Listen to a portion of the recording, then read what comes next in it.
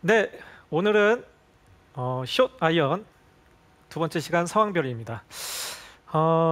코스에 나가면 다양한 상황이 있죠.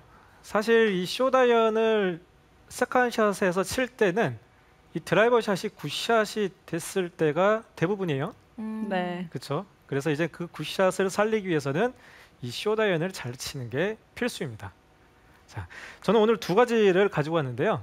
이 첫 번째는 공의 탄도고요. 두 번째는 이 공의 방향입니다. 자, 이 숏 아이언의 첫 번째로 이 숏 아이언의 특징이라고 하면 뭘까요? 높이 뜨는 거? 그렇죠? 네. 높이 뜨는 거죠. 무조건 네. 띄워야죠. 사실 띄우려고 하지 않아도 숏 아이언은 뜰 수밖에 없습니다. 이 생긴 것 자체가 헤드가 각이 이어져 있기 때문에 공이 뜨는 게 당연한 거죠. 공이 안 뜨면 오히려 그게 더 문제가 될 수도 있어요. 네, 그래서 이제 숏 아이언의 특징은 이제 공이 뜬다라는 건데요. 그러면 공이 뜨면은 어디에 영향을 많이 받을까요? 뭐에 영향을 많이 탄도. 받을까요? 그렇죠. 탄도가 뜨면 네. 공이 뜨면 뭐에 영향을 많이 받을까요? 바람이요. 그렇죠. 바람에 영향을 많이 받죠. 오. 네, 그렇죠. 예, 공이 뜨면은 바람의 영향을 많이 받습니다. 근데 긴 클럽 같은 경우는 이제 각이 서 있으니까 이 공이 뜨질 않기 때문에 이 자체적으로 공이 이게 탄도가 그렇게 뜨질 않기 때문에 바람이 많이 부는 날이어도 그렇게 큰 지장이 없어요. 그렇지만은 이런 숏 아이언 같은 경우는 원래 자체가 공이 뜨다 보니까 바람의 영향을 좀 많이 받습니다. 아마 여러분들이 이런 경험을 해보셨을 거예요. 파3에서 티박스에서 잔디를 띄우는데 이 잔디가 오른쪽에서 왼쪽으로 날아가요. 일명 훅바람이라고도 하죠. 근데 저 그린에서는 깃대가 이 왼쪽에서 오른쪽으로 펄럭이고 있어요. 깃발이. 그런 경우 경험해보지 않으셨어요? 네. 예, 굉장히 애매모호합니다. 이때는 어디를 보고 쳐야 할지. 사실 그런 상황이면 이 홀을 주변으로 바람이 돌고 있다는 얘기예요. 예, 그래서 그렇게 뭔가 예측을 하기 어려울 때는 이 공의 채공 시간을 최대한 줄여야 되는데요. 이 공의 채공 시간을 줄이기 위해서는 공의 탄도를 낮추면 됩니다. 그렇죠? 공의 탄도를 근데 낮추면 돼요. 탄도를 낮추려다가 잘못해서 탑핑이 나거나 네. 이게 그냥 확 앞으로 가버릴까 봐 겁나더라고요. 근데 바람이 많이 불고 있는 상황에서는 아마 오히려 그게 더 좋을 수도 있어요. 때로는. 네, 때로는. 자, 그래서 이제 오늘은 이 탄도를 낮추는 방법에 대해서 좀 알려드리겠습니다. 우선 그 어드레스에 좀 변형을 줘야 되는데요. 우선 기본적인 부분에서 앞서 이제 설명했던 기본적인 부분에서 그렇게 크게 벗어나진 않기 때문에 아마 크게 어렵게 생각하진 않으실 거예요. 그래서 첫 번째로 이 스탠스를 좁혀야 돼요. 스탠스를 좁히는데 제가 일반적인 피칭 어드레스는 지금 이렇게 어드레스를 하거든요. 어깨 넓이 정도인가요? 그렇죠. 어깨 넓이 정도 이렇게 하는데 이거를 이 신발의 반보라고 해야 되나요? 이 너비의 이 반 정도를 이게 안쪽으로 모이세요. 오른발 안쪽. 발폭의 그쵸. 반 정도만. 그렇죠. 발폭의 반 정도만 오른발 반, 왼발 반 이렇게. 그러면 좁아지겠죠? 예, 이렇게 좁게 쓰셔야 이 낮은 탄도의 샷을 하기가 좋습니다. 너무 넓어지면은 이거를 체중이 뒤에 남기가 쉬워요. 샷을 할 때 이 뒤에 남기가 쉽기 때문에 이런 샷은 또 탄도가 뜨겠죠. 많이 경험을 해봤던 것 같아요. 그렇죠. 많이 경험했죠. 예, 그래서 이거를 반보 정도, 너비의 반 정도 좁힌 상태에서 셋업을 하고요. 네, 그리고 체중은 왼발 쪽에 자연스럽게 한 6대4 정도 이렇게 놓습니다. 근데 이제 여기서 중요한 건요.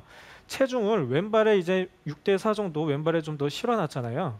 근데 이거를 스윙하는 동안에도 항상 끝까지 유지가 되어 있어야 돼요. 체중 이동이라는 게 없습니다. 이렇게 오른발로 갔다가 왼발로 치는 그런 체중 이동이라는 게 없고 백스윙을 하는 동안에도 끝까지 이 왼발이 유지가 되어 있는 상태에서 이 스윙이 만들어져야 돼요. 우리가 어프로치 할 때도 왼발에 체중을 놓고 이렇게 어프로치를 하잖아요. 그런 개념으로 똑같이 생각을 하시면 돼요. 그래서 스탠스를 좁히고요. 그리고 체중을 왼발에 놓은 상태에서 이렇게 셋업을 해줍니다. 그리고 마지막으로 이제 공이치인데요. 공이치는 여러분들이 이제 평소에 하는 그 위치에서 공 한 개 정도 오른쪽으로 놓는다 생각을 하시면 될 것 같아요. 저 같은 경우는 이제 피칭은 저는 이제 가운데 놓고 이제 셋업을 하는데요. 공 한 개를 오른쪽으로 놓는다 그러면은 이 정도가 되겠죠. 그래서 제가 지금 이렇게 셋업을 했을 때 이게 가운데면은 이게 공 한 개 정도 오른쪽이 됩니다. 네. 이 정도 위치라고 보시면 될 것 같아요. 근데 여기서 중요한 건요. 이 공 위치가 옮겨지면서 이 클럽 헤드의 위치도 같이 자연스럽게 바뀌게 되잖아요. 여기 있던 클럽이 이쪽으로 옮겨지게 됩니다. 아. 근데 이렇게 옮겨질 때 이 손이요. 이 손의 위치가 같이 옮겨지면 안 돼요.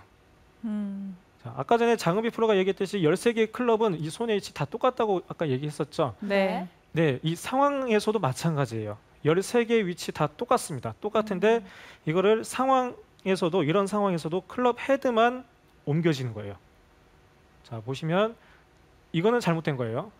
손이 같이 움직이죠. 네. 근데 헤드만 이렇게. 손은 그대로 위치하고 헤드만 이렇게. 그러면 이 클럽 샤프트에 가기 좀 더 경사가 좀 지겠죠. 예. 이런 식으로. 그래서 이런 식으로 셋업을 하시면 될 것 같아요. 예, 이렇게. 그래서 제가 공을 한번 쳐보면 우선 그냥 한번 쳐볼게요. 그냥 제가 평소 이건 지금 피칭인데요. 네. 예, 피칭인데 제가 샷을 그냥 해보면 샷. 네. 지금 114m 정도. 제가 다시 한번 쳐볼게요. 네.